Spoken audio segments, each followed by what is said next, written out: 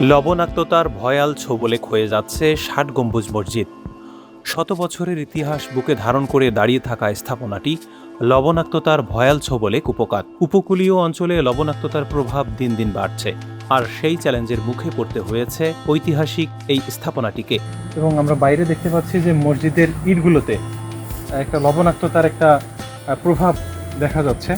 আমরা ভিতরে যেমনটা দেখেছি যে ভিতরের পাথরগুলো কিন্তু এখনও অক্ষত আছে, কিন্তু এখন দেখা যাচ্ছে যে বাইরের যে ইটগুলো, এই ইটগুলো লবণাক্ততার প্রভাবে কিছুটা নুয়ে পড়েছে।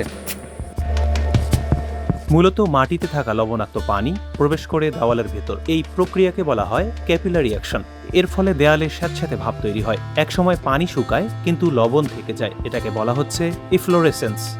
শুকিয়ে যাওয়া লবণ দেয়ালের উপর স্ফটিক দানা তৈরি করে। এই স্ফটিক দানা দেয়ালের ছোট ছোট ফাঁকে বড় হতে থাকে এবং চাপ সৃষ্টি করে। এই প্রক্রিয়াকে বলে ক্রিস্টালাইজেশন প্রেসার। লবণ দেয়ালের চুনসুরকির সাথে বিক্রিয়া করে এবং দেয়াল সবসময় স্যাঁতস্যাঁতে থাকে। ফলে দেওয়ালে ছত্রাক শ্যাওলা জন্মায় এবং দেয়াল ধসে পড়ে।